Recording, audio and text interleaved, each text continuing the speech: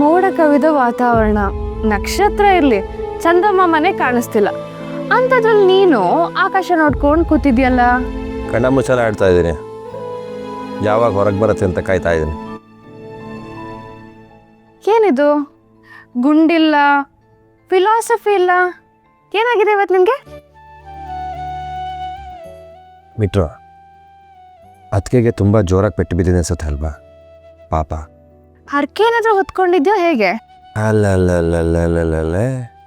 ಹೆಂಗೆ ಇವೆಲ್ಲ ಹೆಂಗೆ ಗೊತ್ತು ನಿನಗೆ? ಅಕ್ಕ ಗಾಯ ಮಾಡ್ಕೊಂಡು ಮಲಗಿದಾಳೆ, ಗುಂಡಿಲ್ಲ ತುಂಡಿಲ್ಲ. ನೀನು ನೋಡಿದ್ರೆ ಆಕಾಶ ನೋಡ್ಕೊಂಡು ದೇವ್ರ ಹತ್ರ ಏನೋ ಡೀಪಾಗಿ ಡಿಸ್ಕಷನ್ ಮಾಡ್ತಾ ಇದ್ಯಾ. ಅದು ನೋಡ ಅರ್ಥ ಆಯ್ತು. ಮಿಟ್ರು, ನನಗೆ ಲೈಫಲ್ಲಿ ಇದೆಲ್ಲ ಫಸ್ಟ್ ಟೈಮ್. ಯಾರ ಹತ್ರ ಏನೂ ಕೇಳಿರಲಿಲ್ಲ.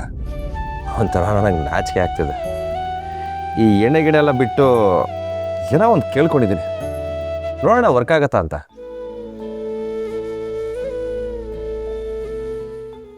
ನೀನು ಹೇಳ್ತಿರೋ ಚಾಲೆಂಜ್ನ ಅಕ್ಸೆಪ್ಟ್ ಮಾಡಿ ಹೇಗಾದರೂ ಅಡುಗೆ ಮನೆಗೆ ಹೋಗಿ ತಿಂದು ಬಂದ್ಬಿಡ್ತೀನಿ. ರುಕ್ಕು, ಏನಿದೆ ಎಲ್ಲರ ಮುಂದೆ? ಅದಕ್ಕೆ ಕೈ ರುಚಿ ಮಾತ್ರ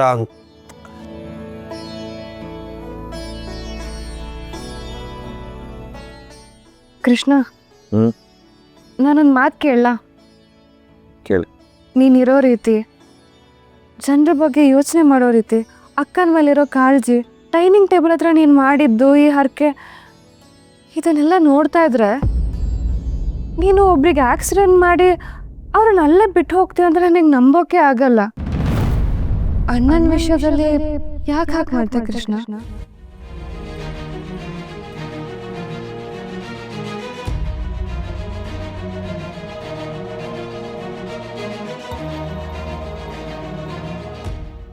ನಿನಗೇನು ಅನ್ಸುತ್ತೆ? ನಿಜ ಹೇಳ, ನೀನು ಆ ಆಕ್ಸಿಡೆಂಟ್ ಮಾಡೇ ಇಲ್ಲ ಅಂತ ನನಗೆ ಎಷ್ಟೋ ಸಲ ಅನಿಸಿದೆ. ನಿನಗೆ ಉತ್ತರ ಯಾವಾಗ ಕೊಡಬೇಕೋ ಆವಾಗಲೇ ಕೊಡು. ಮೀಟ್ರು, ನನ್ನ ಪ್ರಪಂಚ ತುಂಬ ಚಿಕ್ಕದು ಕಣೆ. ಬೇರೆಯವ್ರಿಗೆ ದೊಡ್ಡ ದೊಡ್ಡ ಪ್ರಪಂಚ ಇರುತ್ತೆ, ಏನೇನೋ ಆಲೋಚನೆಗಳಿರುತ್ತೆ, ಏನೇನೋ ಆಸೆ ಇರುತ್ತೆ ಲೈಫಲ್ಲಿ. ಸುತ್ತಾಡಬೇಕು, ತಿನ್ನಬೇಕು, ಒಳ್ಳೊಳ್ಳೆ ಬಟ್ಟೆ ಹಾಕ್ಕೊಬೇಕು, ಎಲ್ಲೆಲ್ಲೋ ಹೋಗ್ಬೇಕು, ಏನೇನೋ ಆಸೆ ಇರುತ್ತೆ. ಆದರೆ ನನಗೆ ಆ ಥರ ಆಸೆ ಏನೂ ಇಲ್ಲ. ನಾನು ಹೇಳಿದ್ನಲ್ಲ, ನನ್ನ ಪ್ರಪಂಚ, ಆ ಪ್ರಪಂಚದಲ್ಲಿ ಒಂದು 5 ಜನ ಇದ್ದಾರೆ ಅಷ್ಟೆ. ನನಗೆ ಅವ್ರು ಚೆನ್ನಾಗಿದ್ರೆ ಅಷ್ಟೇ ಸಾಕು, ಇನ್ನೇನು ಬೇಡ. ಅವ್ರಿಗೋಸ್ಕರ ನಾನು ಏನು ಬೇಕಾದರೂ ಮಾಡ್ತೀನಿ. ನಿನ್ನ ಪ್ರಪಂಚದಲ್ಲಿ ಯಾರ್ಯಾರಿದ್ದಾರೆ? ಫಸ್ಟು ಅವಳು, ಆಮೇಲೆ ವಿನಯ್, ನಮ್ಮ ಡಾರ್ಲಿಂಗ್ ಯಶು, ಭರತ, ನಮ್ಮ ಡಾನು ಸೂರ್ಯಪ್ರಕಾಶ್, ಈಗ ಅತ್ತಿಗೆ, ಅಷ್ಟೇ. ಅವಳು ಅಂದರೆ ಯಾರು? ನಿನ್ನ ಗರ್ಲ್ ಫ್ರೆಂಡಾ?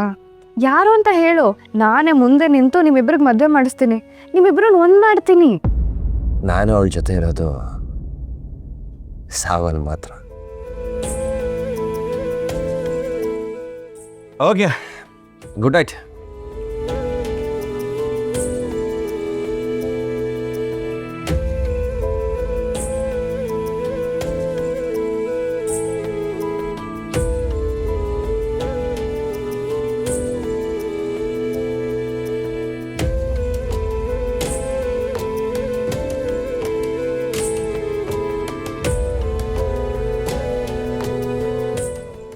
ಅವಳು ಅಂದರೆ ಅಮ್ಮ.